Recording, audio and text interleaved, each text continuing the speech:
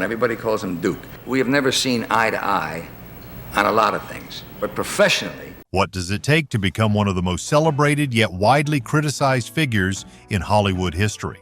John Wayne wasn't just an actor. He was a cultural icon, a symbol of rugged masculinity and unwavering patriotism.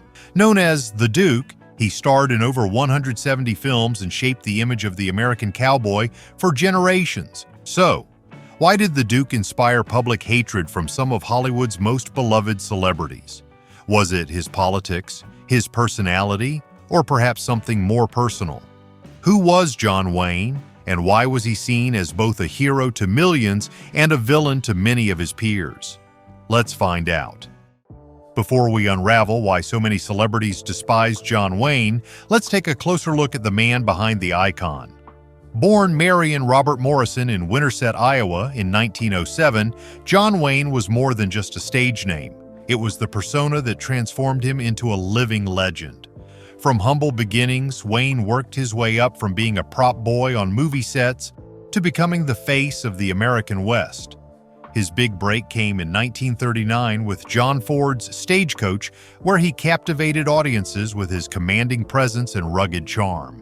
From there, the actor became synonymous with Hollywood's westerns and war films, starring in classics like Rio Bravo, The Searchers, and his Oscar-winning role in True Grit. Off-screen, Wayne championed American patriotism, embodying the ideals of strength, resilience, and duty.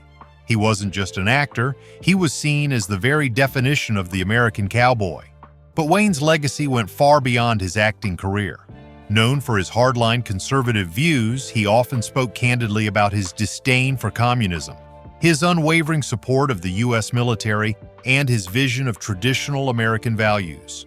For some, he represented a hero and a role model. For others, his views and behavior were divisive, even toxic. For example, Wayne was deeply involved with the controversial House Un-American Activities Committee, which actively targeted suspected communists in Hollywood during the Red Scare of the 1940s and 50s. This affiliation marked him as a loyal defender of America for some, but for others, it made him a symbol of paranoia and political oppression.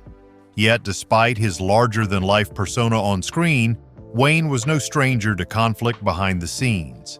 His unfiltered opinions and personality clashed repeatedly with some of Hollywood's most notable figures, leading to public disputes that would shape his divisive reputation. As respected as he was by his fans, Wayne had a tendency to alienate even his closest colleagues with remarks that some interpreted as misogynist, racist, or even arrogant. These controversies have caused his legacy to come under renewed scrutiny in recent years, with growing debates over whether his status as an American icon should remain untarnished. Now that we've drawn a full picture of the man and his impact, it's time to turn to his conflicts. Beginning with one of Hollywood's most revered stars who wasn't afraid to call out the Duke when it mattered. Let's dive into Katherine Hepburn's thoughts on John Wayne. Katherine Hepburn was no stranger to standing her ground, and when it came to John Wayne, she made her disapproval loud and clear. Hepburn's disdain for Wayne stemmed from deeper ideological differences, particularly her strong ties to the House Un-American Activities Committee, which she found appalling. She considered the committee's actions harmful to the creative freedom of Hollywood and a betrayal of the artistic community, and Wayne's role in supporting the committee further solidified her distrust. 2 decades later, a surprising opportunity arose during the production of Rooster Cogburn in 1975. Despite years of animosity, Hepburn reluctantly agreed to co-star with Wayne. On set, tensions emerged once again. She openly criticized Wayne's argumentative nature and saw his conduct with the crew as unprofessional and unnecessarily combative. However, her opinion of Wayne seemed to soften later in life.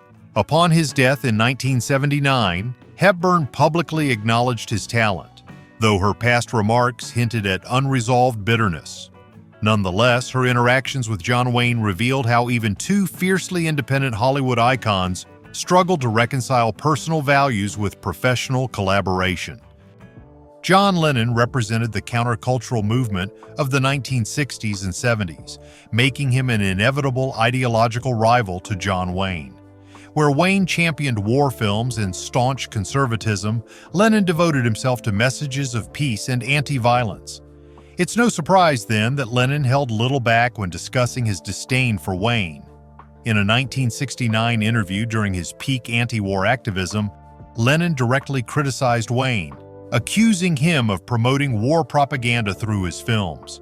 He claimed Wayne's movies glorified violence and militarism, particularly for younger audiences, and he wasn't shy about expressing disgust for the influence Wayne's work had on society. According to Lennon, Wayne had been selling war to him since childhood, a message he actively avoided passing on to his own son Sean, whom he forbade from watching Wayne's films. Lennon's criticisms extended beyond ideology. After Wayne's death, the former Beatle made a cutting and bizarre remark, suggesting Wayne's reluctance to embrace his feminine side was symbolic of his downfall.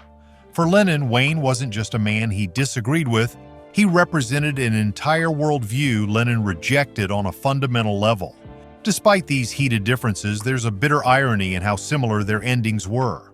Lennon tragically met his own demise not long after Wayne, albeit under drastically different circumstances, cementing both as cultural icons on opposite sides of a polarized era. Decades after John Wayne's death, his legacy remains the subject of intense debate, and filmmaker Spike Lee hasn't held back in sharing his thoughts on the Western icon. During a 2018 BAFTA event, Lee directly criticized Wayne's films for their offensive and harmful portrayals of Native Americans, particularly their depiction as savages. For Lee, Wayne's work reinforced damaging racial stereotypes that Hollywood perpetuated for years. But Lee didn't stop at Wayne. He also criticized John Ford, the director who helmed many of Wayne's most iconic westerns, for shaping these narratives. This was more than just a critique of the past. It was Lee's way of highlighting how Wayne's legacy symbolized a systemic problem within Hollywood. Lee's sharp comments echoed a broader cultural re-evaluation of John Wayne. Calls to rename California's John Wayne Airport surfaced in recent years, fueled by outrage over the actor's past remarks and the racial and misogynistic undertones in his work. Though these campaigns have been largely unsuccessful, they underscore how divisive Wayne's legacy remains in the modern era. Unlike Wayne's contemporaries, whose feuds were often rooted in personal or political clashes, Spike Lee's critique represents a larger cultural shift. His words reflect how Wayne's work continues to be scrutinized under a more modern lens, one that increasingly rejects the values Wayne's films often reinforced. Unlike many of John Wayne's detractors, Clark Gable didn't clash with the Duke over politics. In fact, both actors were aligned in their conservative views. However, that didn't mean they shared mutual respect, especially when it came to filmmaking. In the late 1950s, John Wayne was ready to move behind the camera for his directorial debut, The Alamo. Determined to make the epic a success, Wayne sought out Clark Gable for the lead role of Davy Crockett. But Gable, one of the most respected actors of his time, flatly refused. According to industry insiders, Gable didn't think Wayne had what it took to direct a major motion picture and considered the project a risk to his own reputation. Wayne was reportedly disappointed and even pleaded with Gable to reconsider, but Gable wasn't swayed. Left without a leading man, Wayne ended up casting himself in the role of Crockett, a decision many believe was born out of necessity rather than choice.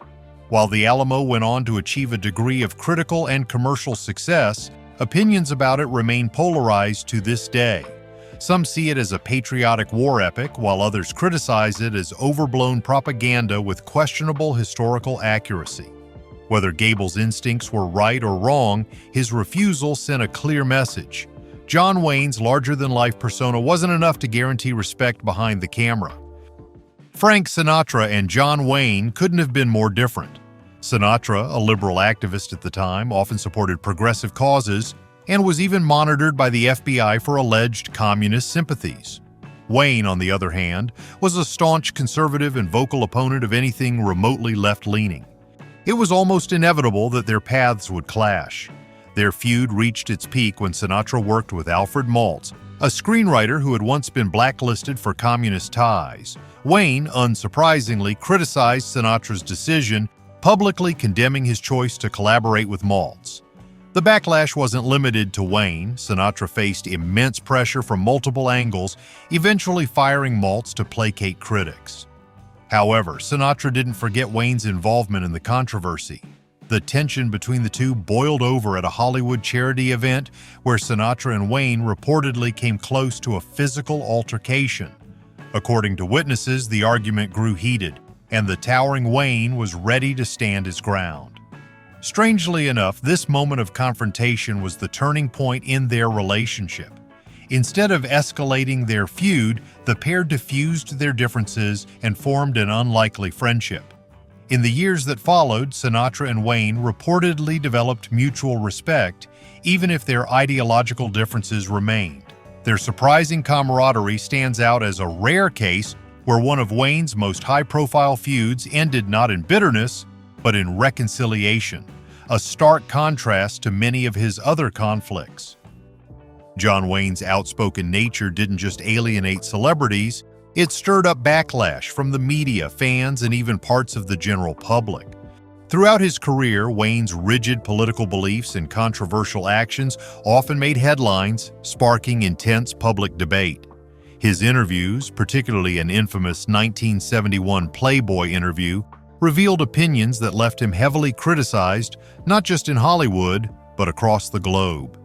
In the interview, Wayne made inflammatory remarks about race, gender, and indigenous rights. He admitted he believed in white supremacy and dismissed Native Americans as selfish for holding onto land. These statements sparked outrage, even in an era with fewer social accountability measures than today. Many newspapers condemned him as a symbol of outdated, harmful thinking, and his image took a serious hit among younger, more progressive fans. By the 1970s, Wayne's polarizing persona had become a flashpoint in the culture wars. College protesters publicly called him a racist and misogynist, while anti-war activists labeled him a warmonger for his aggressive support of the Vietnam War and militaristic themes in his films.